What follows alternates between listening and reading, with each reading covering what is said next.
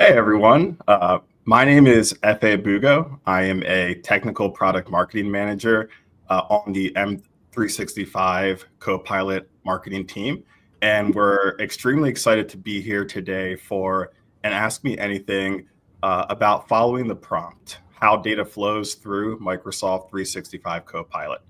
During today's session, you all will have opportunities to ask about Microsoft Copilot data processing, security, enterprise data protection, our responsible AI practices, agents, graph connectors, and more.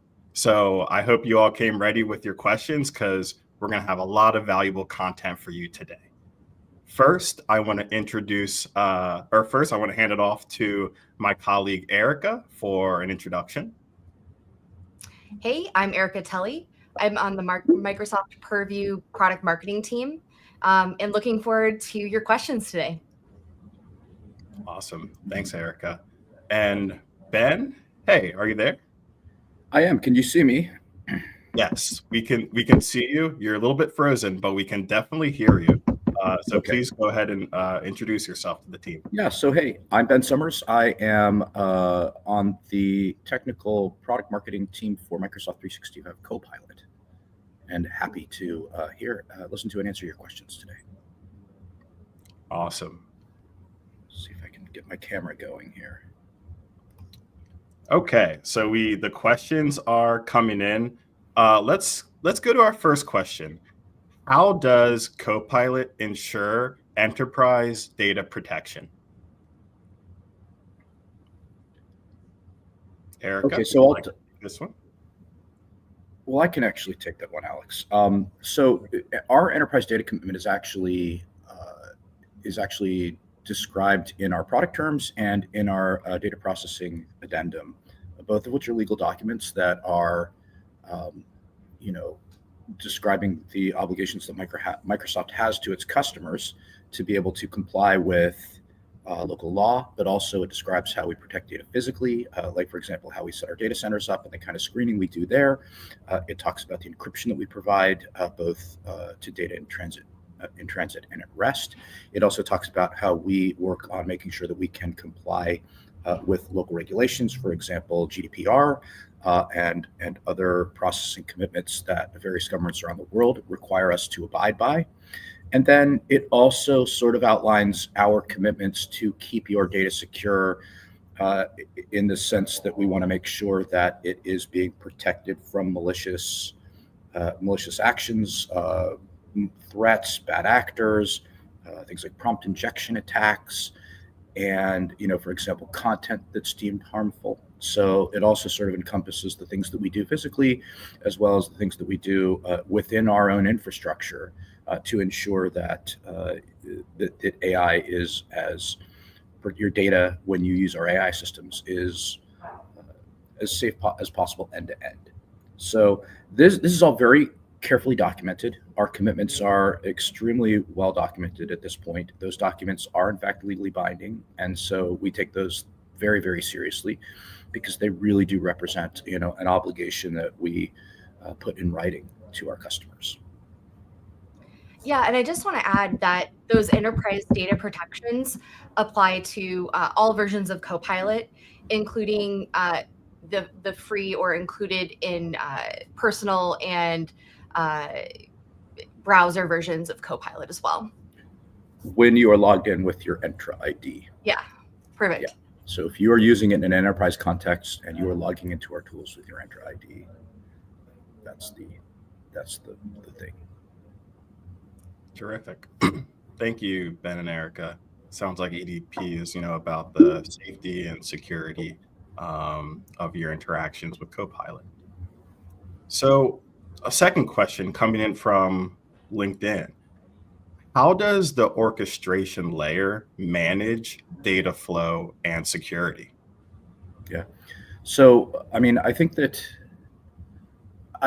there's a couple ways to answer this, because the orchestration layer is incredibly complicated and it is a little bit of our proprietary black box.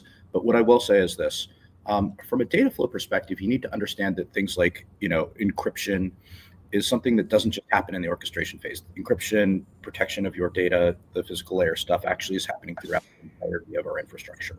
And so it's not just a point in space where that protection takes place.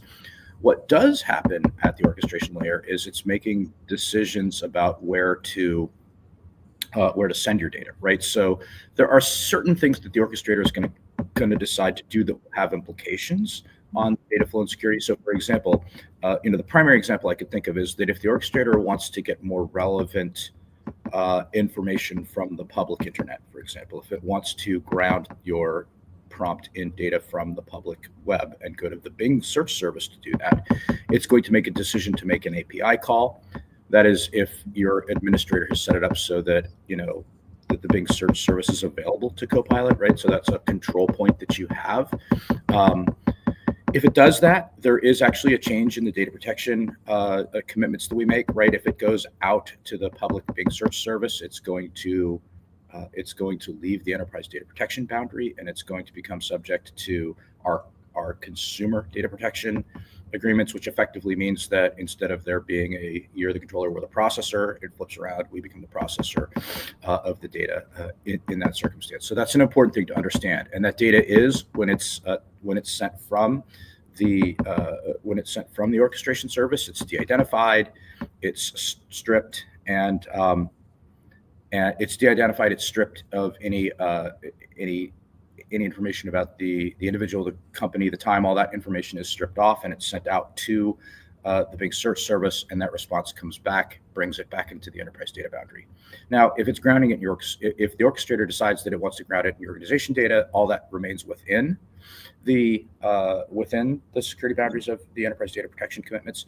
And the thing that you need to be careful of as well is, like, if you're grounding it, or if you have other services like agents from third parties like SAP or Workday or stuff like that, you need to make sure you understand what their data commitments are, because again, the orchestrator may be sending may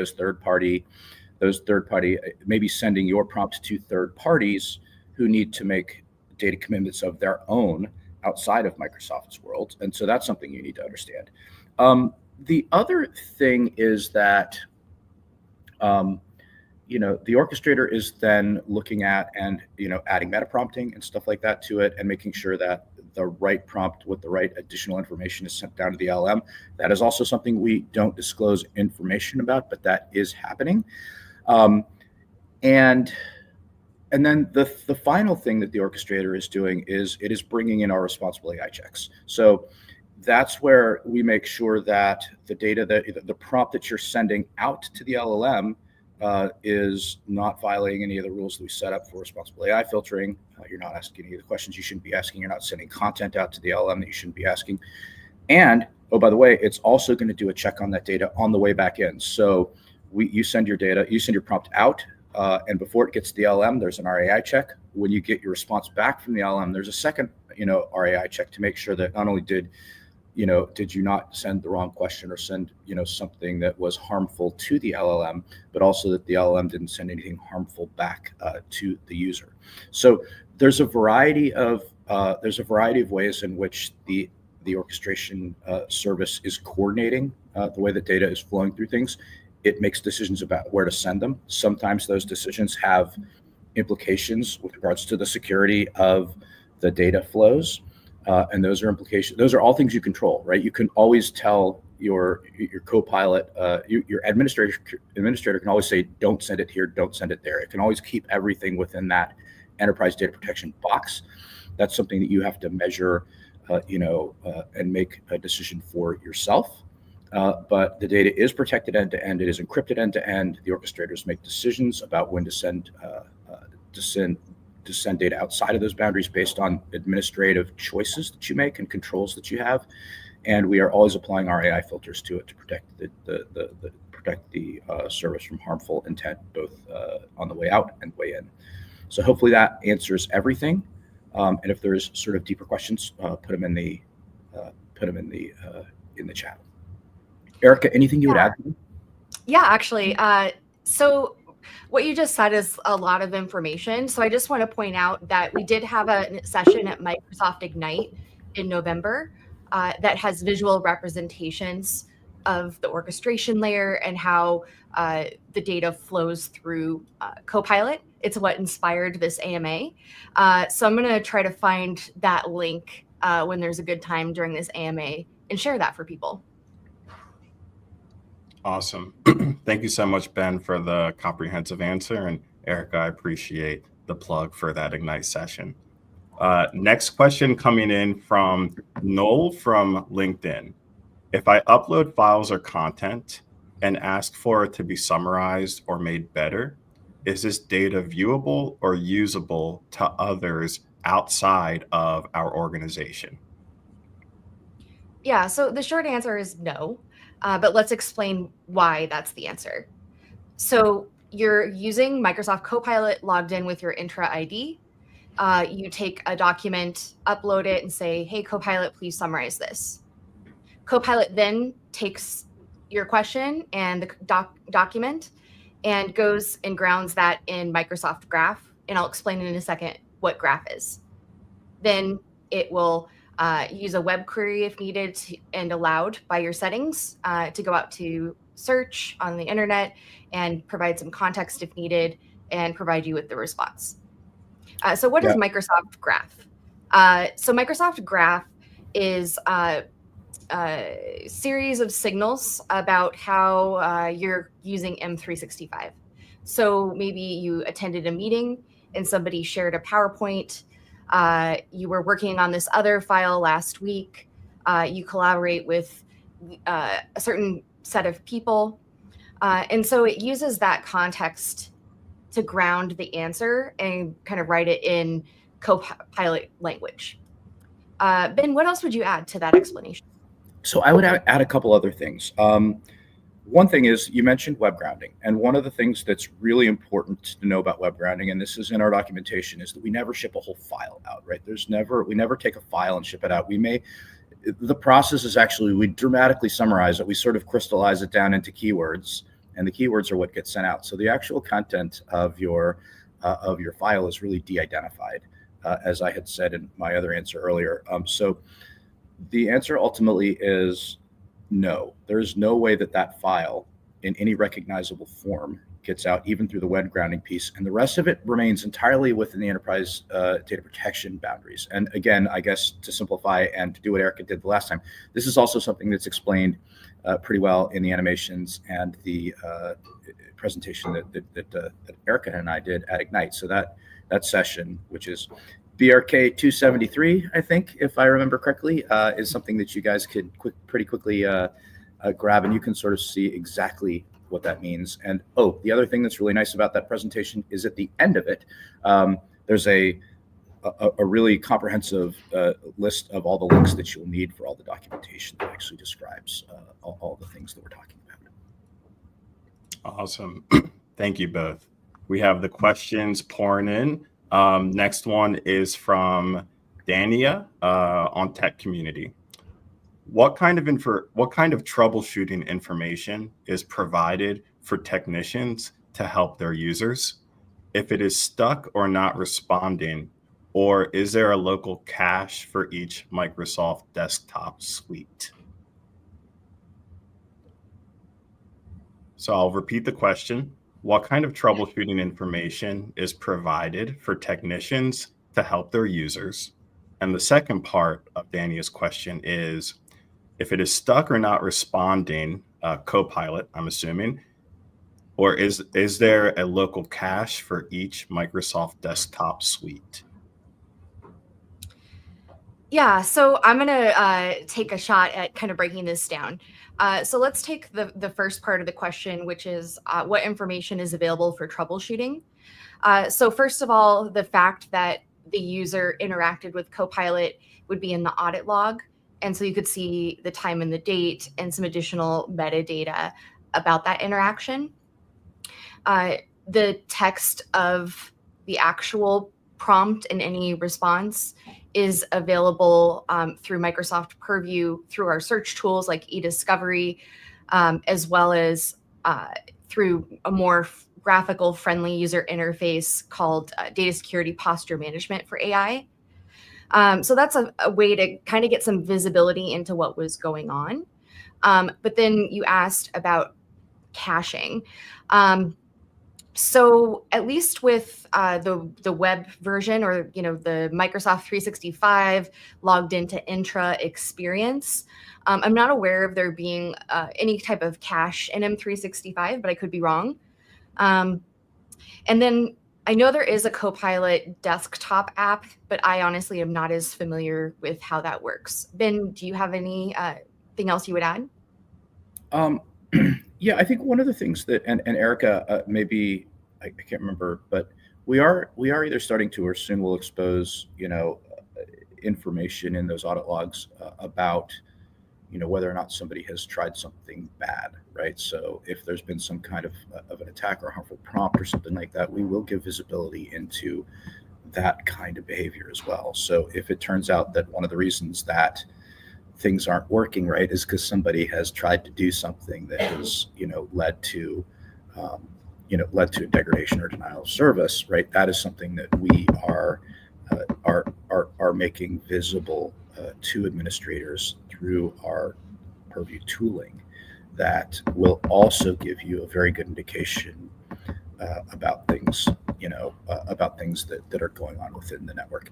I will tell you that things are generally not cached anywhere locally.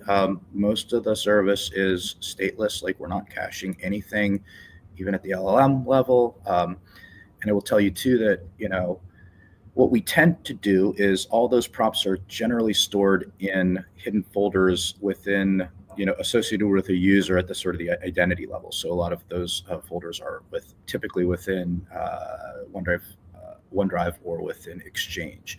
And so that's where we really are keeping stuff for individual users. And those are the sources from which tools like Purview are actually drawing the data that they're using for the auditing and the analytics and the e-discovery and stuff like that. Perfect. And I'm seeing a message that we have a friendly URL for the Ignite session, so that if you would like to see the visuals that explain the orchestration and how data flows through Copilot prompts and responses, you can access that session at aka.ms/ignite2024/follow the prompt. And as Ben mentioned, there's in the resources section, you can download the PowerPoint as well as watch the on-demand video. And Eric and I worked very hard on that session, and the animations are a labor of love, so take advantage of them. Hopefully very useful. All right, next question, Effie. Next question is, what best practices would you recommend to optimize the Copilot experience? Yeah, I mean, this is a broad question. We could talk about anything from how you might plan to secure and govern data through a rollout to ensure quality and correct responses. We could also go in user adoption route with this, and how to what we've seen work with users. I don't know, Ben, where do you want to go with this? I mean, so first of all, we have a fairly extensive adoption toolkit that is broken down into different, roles and scenarios and stuff like that. And I think the Copilot adoption toolkit is a great way to do that. I think the other thing that I personally like to do, I mean, prompting is such an important part of the experience. And so playing around with prompt and using the sort of the lab for prompting is really good. Sharing prompts and making sure that sharing prompts is a practice that you sort of build into your organization is a great way of doing it.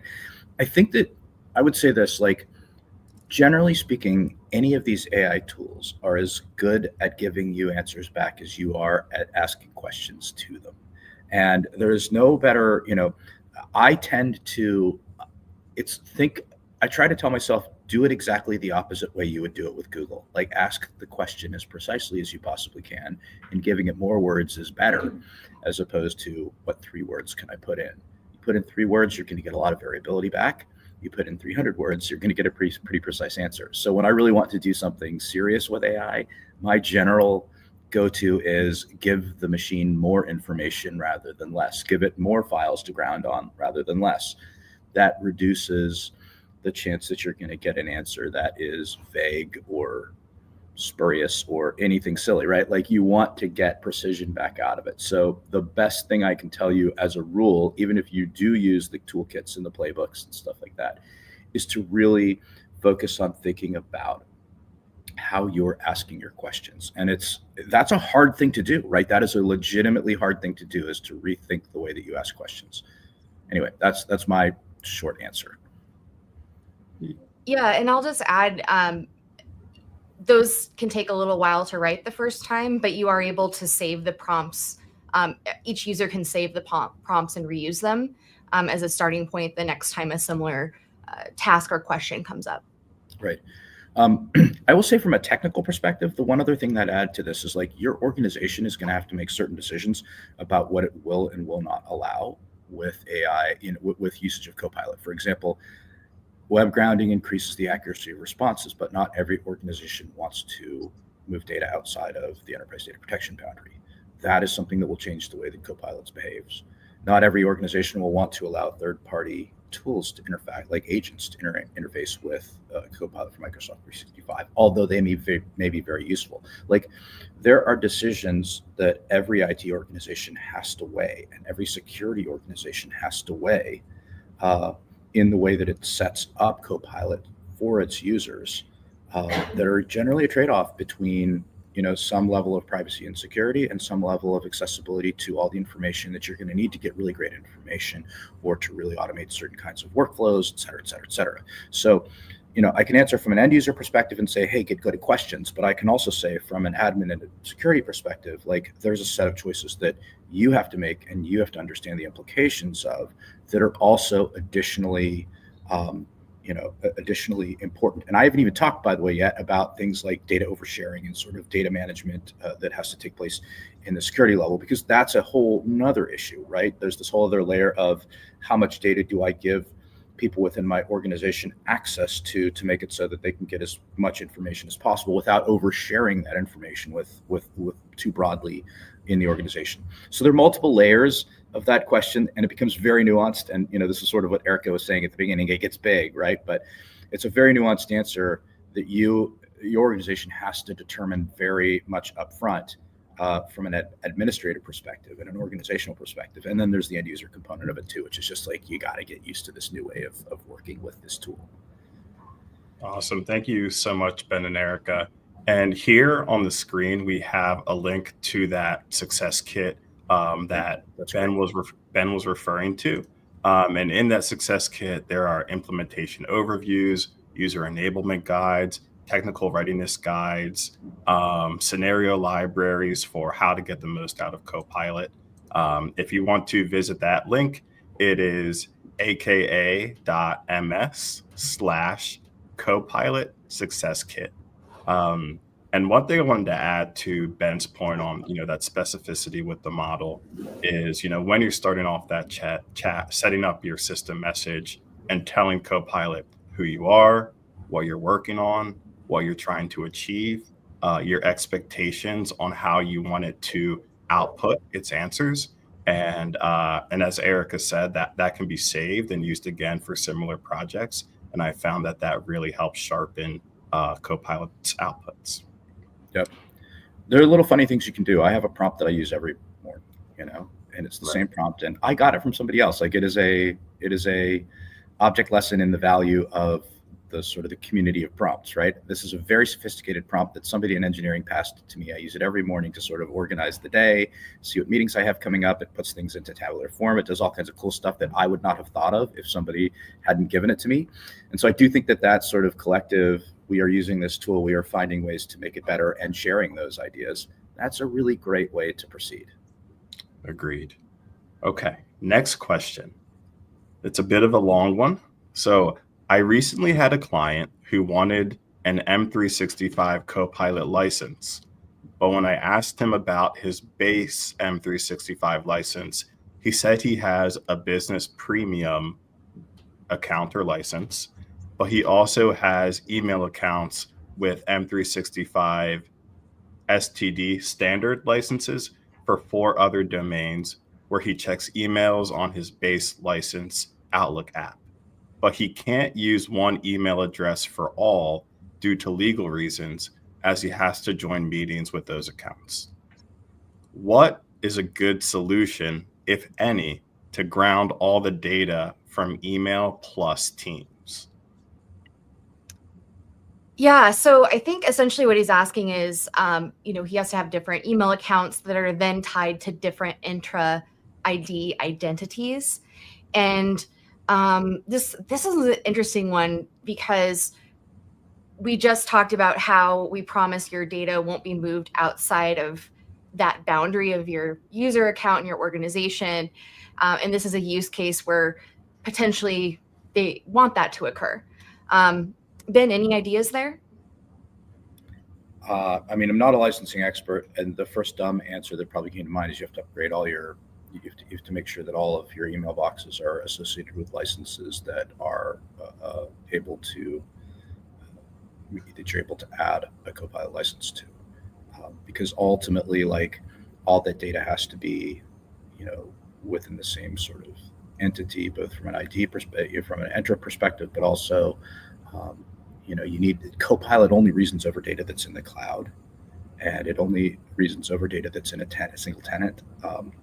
And so you need to make sure that, your licensing, your tenancy, your identity is all lined up so that Copilot has the ability to and the permission to actually go look at all those things. I'm sure that's not what your client wants to hear. I'm sure that they don't want to, I'm sure that they don't want to pay more money for licensing than they have to. Well, sadly, I am a licensing expert, and no problem. You can use Copilots, or can be used with M365 standard, no problem. Yeah. I think the question is, you have different domains, so therefore they're technically 4 different companies. Yeah. Can you share the Copilot data like between the companies? Right. See, I'm not a licensing expert, so I'm glad that you were here to answer that question, because that's a better answer than my rambling one. So, okay. All right. So that's, yeah. So what do you have to, then what do you recommend from a licensing perspective is the solution only a licensing solution? No, it's a data boundary, I think, question. So, okay, think about it like this, Ben. Let's say I work at Microsoft and I have a login to Contoso. Can I share Copilot access Contoso data from my Microsoft account? Right. Yeah. No. That is the problem. Yeah. So I think the answer is no, by design. There was probably a reason, I'm just going to guess, a reason maybe why you needed different email addresses to kind of have maybe an ethical boundary between your work. And so Copilot would want to respect that and not have ways to maybe accidentally override those promises. Right. It's possible that if you actually were cloning or federating that, some of those data into a single tenant, that one license could look over all those things. There may be ways around it so that you could bring that data in and have it accessible to that license. But if you do need to keep, a wall between, if those are firewalled accounts and there's reasons that you're keeping them separate, then it's probably a different challenge. Yeah. Great. Thank you. Appreciate that. Next question. I read about the ability to save and share prompts. Where will those prompts be stored? Yeah, so for a lot of these types of data that are more messaging type things and based around a user account, there's essentially a hidden folder system in the person's Exchange mailbox. That's where the actual prompts and responses are stored. That's where other data, like the saved prompt, would be stored. Yeah, so that's where it technically is. However, you can't really navigate to that mailbox even as an admin and access that data. You would do that through the Purview tools through an admin search. Ben, anything else you would add to that? No, that's exactly right. I just be aware that the interface through which you save and share prompts is actually associated with the Copilot UX on your desktop. But the reality is that the prompts themselves are stored in that hidden folder in Exchange. Yeah, and that's by design, because then if you have maybe some compliance requirements, those usually revolve around a user or a role. This way, we're able to, you can apply one policy and it covers the user's Copilot data. You could also cover their team's data, et cetera, because it's all in that mailbox kind of neatly bundled up. Awesome. Thank you both. Next question coming in from Tech Community. I am unclear about the difference between what I can see and do when I click View Prompt in BizChat or the Copilot app in Teams, compared to when I click See All Prompts and I am directed to the Copilot Lab, now the Copilot Prompt Library.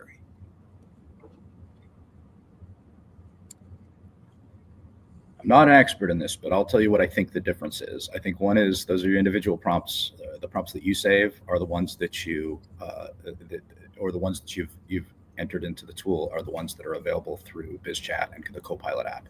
Whereas the prompt library is actually an organizational cache of prompts. It's the ones that everybody has shared or that is put into the library. So when I look into the prompt library that I have in mine, it's people from all over my organization that have chosen to share their prompts in a public place where anybody can go get them, as opposed to just that list of prompts that I have either recently entered into the tool or the ones that I have saved for myself to use over and over again. That's what I think it is. That is a non-expert opinion. That is an end user like you who's also thought about the same question, and I think that's the answer. Yeah, it's kind of funny if you're going to go deep in how the flow of prompts work, security and compliance. Sometimes you go shallow on some of the other Copilot areas of knowledge. Sure. Ask me about encryption standards. Awesome. Next question coming in from Samir on Tech Community. What is the difference between Microsoft 365 Copilot Chat and Microsoft 365 Copilot in regard to grounding the work data? I'll take that one. I think the simple answer is that you don't get work data grounding with Microsoft 365 Copilot Chat. You can take individual files and upload them in for grounding, but you don't get access to the graph content of your tenant in your organization.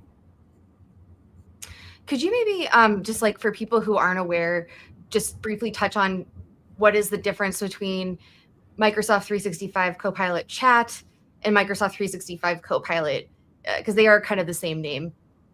Yeah, so with Chat, you're essentially getting access to Copilot Chat, which may or may not include web grounding, depending upon how your administrator sets it up. And you're getting access to agents, which again may also depend a little bit on how your administrator sets things up. And you are effectively able to use Chat, use agents, use Chat with web grounding, and you can ground your responses into individual files that belong to you as a user. But what you don't get, and what you get with the full license, and let me pause there and say Chat is free, and there is a consumption element to it if you are building certain kinds of agents that are consuming data, and that's metered, right? So it's a free plus a consumption model on the Chat side, and then it's a per user license on the full Microsoft 365 Copilot side. And when you get that license, you also get access to all the things that were in Chat, plus you get access to all the graph content in your organization, all the people, places, files, doing whatever that is contained within graph, and you get access to Copilot in all of the productivity apps, so Word, Excel, PowerPoint, Outlook, Teams, et cetera, et cetera, et cetera. So those are the really big differences, right? One is free, limited access to your content, no access to productivity apps, and you get effectively the same set of governance tools. There's some things you don't get, like, for example, you don't get SharePoint Advanced Management if you have just Copilot Chat. You will get it when you move over into a full-fledged license.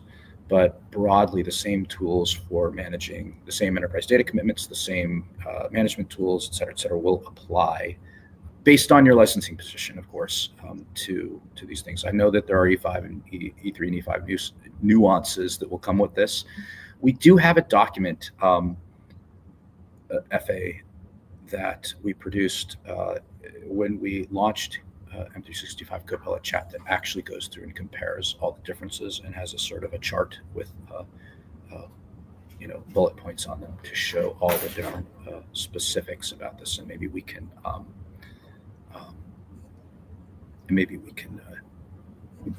share that link.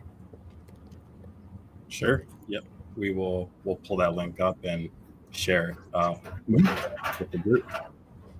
All right. Next question from Jonathan on LinkedIn. Ben, you mentioned your magical prompt to start your day, and Jonathan would like to know.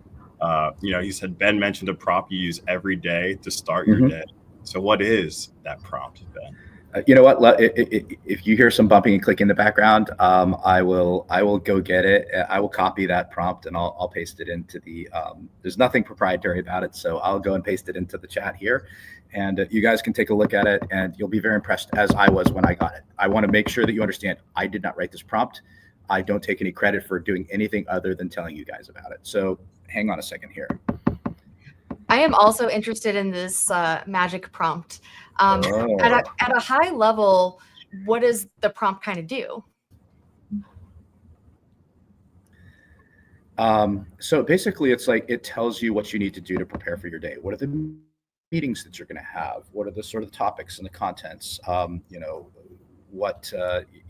you meeting with? It's very interesting. Here, hold on a second. Let me grab my CPU prompts. Yeah, I mean, I think actually using a prompt at the beginning of every day is a great idea to get actually the value of Microsoft Copilot specifically and its graph data grounding. There isn't really another Copilot tool that would be able to, another Gen AI tool that would be able to look at that type of data and provide that type of summary. Okay, there you go. I just put it in. Act as an executive assistant. And this goes back to what I was saying at the beginning of the call about like what you get out is what you put in a little bit. And this is, I think, a very impressive prompt. But you can see, right, how specific this is about effectively, this is my executive admin in the morning now telling me exactly what's going to happen and putting things in tabular form and summarizing things for me, right? And then going out to the web, right, and getting me like a little quick brief of big news from the industry. Great. And I will. Everything. That's so weird. Yeah, so for those that are joining from multiple platforms, you won't be able to see the prompt yet. Give our producers just a second to share that more broadly. And then, Ben, you did cut out a little bit. So it does, I'm just going to kind of summarize what I can see here. So it's going to provide, you say, act as an executive assistant, provide a daily briefing, give me a list of my meetings, summarize chats and channels, summarize emails if I'm on the 2 line and I need to do something, and it kind of goes on from there. Right. If I put this, if I send this to, can somebody put it into the public chat? Yeah, we have producers that are handling all of that. We just need to, I just wanted to let the audience know it'll just take a moment. So if you're not seeing it yet, don't worry. Right. All right. And Erica, thank you for reading that through. And something I'll add is, within the prompt, we, put organize all of this information in a table format with rows and columns. So that's just a little tidbit with Copilot. You can have it output in different kind of visual formats that are going to help you action on it quicker and just make it easier to consume all that information. So just wanted to add that little tidbit. All right, we'll get that prompt out there, but yes, happy to share it. Awesome. Can I do a quick little plug advertisement for the next AMA? Of course. Because I saw a couple of comments Yeah. we couldn't get to in this session. So the next AMA in the next hour after this, we're going to be covering how to prepare for a Copilot deployment, especially considering security and governance. So let's say you're onboarding your users. How do you make sure that they're have access to the right information through Copilot? How do you make sure that everyone's complying with your company's policies, et cetera? So please join us in that AMA if you asked a question here and we didn't quite get to it. Awesome. Thank you, Erica. Next question.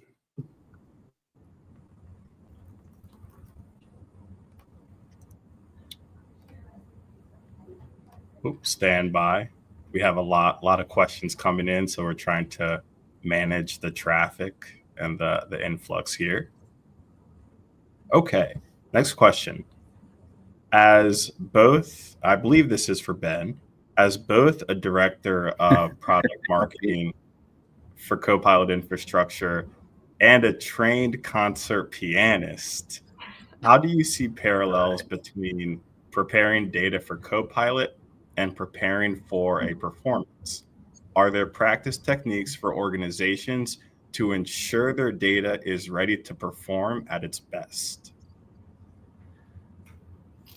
I mean, I think that, I guess the short answer is, well, even though it's been a while since I've been on stage, the short answer is that preparation is everything, right? Like, nobody gets on stage with 3 days. Well, very few people get on stage with 3 days practice time. You know, this is generally something that takes months to prepare, and let's be honest, precision is paramount, right? Like, you're not getting on stage to throw a bunch of airs out at people, a bunch of mistakes. Like, people see when it's sloppy, right? And so, like, the best thing you can say is there's a lot of discipline required in getting to the point where you're ready to sort of go out in public to do your thing. And so I think that that's probably the most obvious answer to the question. It's an interesting one. I've never gotten it before, so thanks. And could maybe, Erica, could you provide a little bit of insight, kind of to your plug earlier for the next session, is what a high-level overview of how on the Copilot side you prepare your data for a successful, well-executed launch has been alluded to? Yeah. So first, we have tools to help you assess potential risks that might come up in your use of Copilot. Because every organization is different, we want to start there so you know what you need to do. And then a lot of the concerns we hear from people are around potential oversharing or data leaks. And those really come down to, am I confident that my users have the right access to information and not access to information they need beyond what their role requires? And really that comes down a lot to SharePoint permissions, just because email is already only scoped to that user. So then it's looking at, okay, are there SharePoint sites that contain sensitive data that maybe have a large number of people that have access? And then as you use Copilot and start to roll it out with pilot groups, you can look at, okay, what are the most common sensitive documents that people are accessing through Copilot?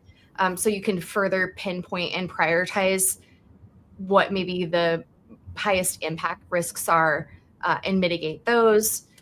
So you're taking care of the biggest amount of risk mitigation as you can in a short amount of time. Awesome. Thank you. It's fun to hear about the intersection of piano and Copilot. Next question from LinkedIn.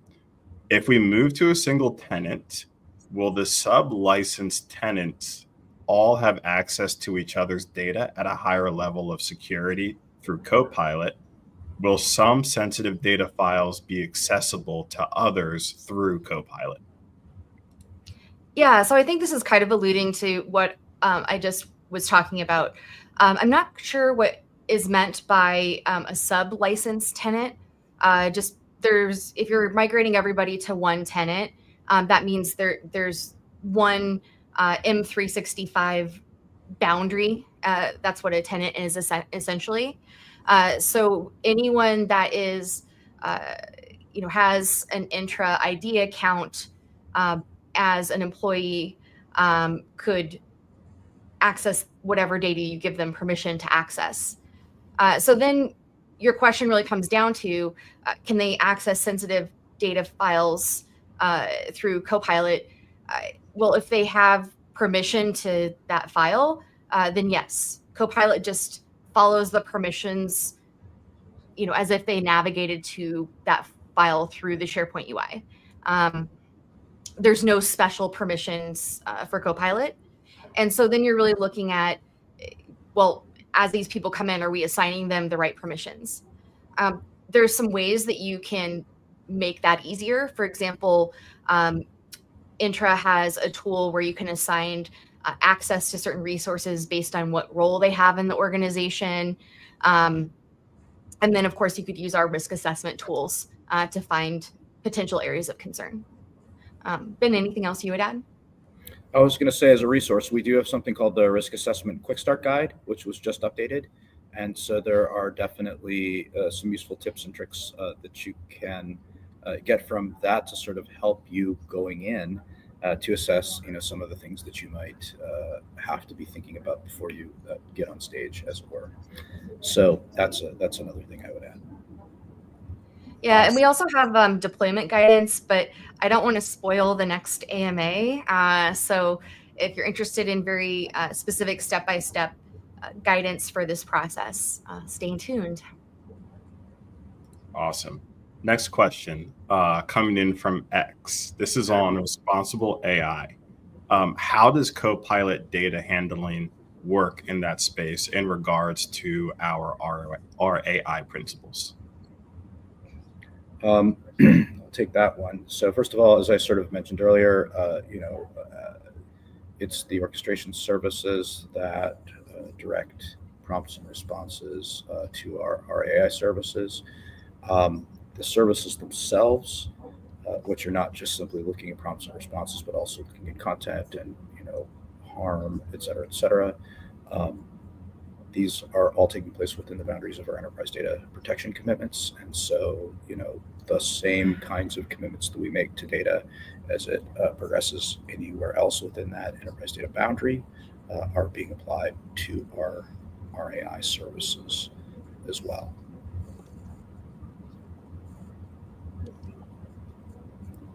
Awesome.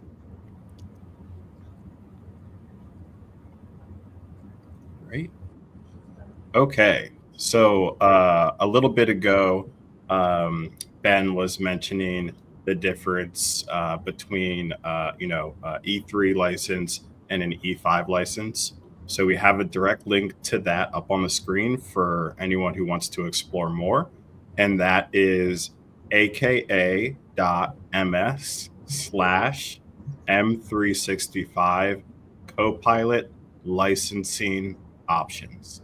So again, if you visit that link, you'll be able to get a high-level overview of the nuances and differences between E3 and E5 licenses.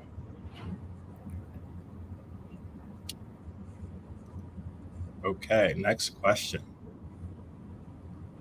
They're coming in hot. Okay. Next question is, what are we hearing from customers as the top challenges in regards to Copilot? Well, I talk to customers about security and compliance all day. And so the ones I'm hearing are related to that area.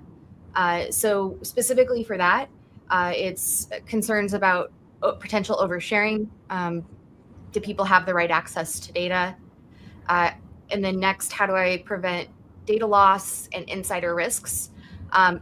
Those are going to occur whether or not you're using Copilot, but Copilot can sometimes accelerate a risk. For example, asking them Copilot to find and summarize sensitive data, or if an account is compromised, using that account to find data. And then the last is, how do I govern use to make sure it adheres to my company's policies, to make sure that I'm complying with any regulations I might need to follow. So those are the three biggest areas I hear about. And, these are the questions people ask about every new technology. They're not necessarily like unique to Copilot. Yeah, I think in the customers that I talk to, I talk more at a sort of infrastructure level with people and a sort of an IT admin level with people. And I think that the concerns that we generally hear are about, where data is flowing as it leaves, for example, the enterprise data, the protection boundaries. I would also say that we hear a lot of concerns about, are we going to have the right level of granular controls over the different services that you guys are introducing to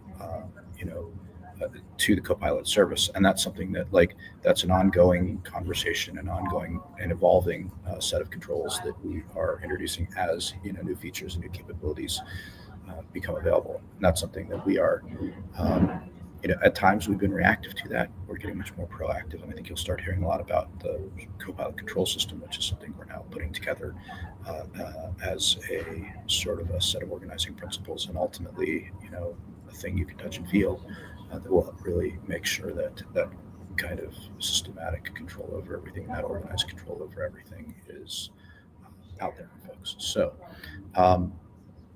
I think those are the big concerns that we hear from a sort of a security management perspective on my side. Awesome. Thank you, Ben and Erica. I think we might have time for one, maybe two more questions.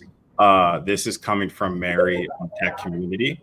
I see that there are free agents available for Copilot. Will I need to set up a consumption plan to use those agents in Microsoft Copilot Chat? I believe the answer is no. So Ben's mic cut out a little bit. He said, I think the answer is no. Yeah, I did. Sorry, yes. I believe the answer is no. It's not until you start using agents that require access to paid for those services that you need to set up a meter, and if you want to share those. Awesome. Thanks, Ben. We have detailed instructions, by the way, on how to do all that stuff as well. That when we announce Copilot Chat, we put that together. Awesome. Thank you. And our final question for what has been an incredible AMA session with awesome questions and insights is, how can you audit Copilot usage data?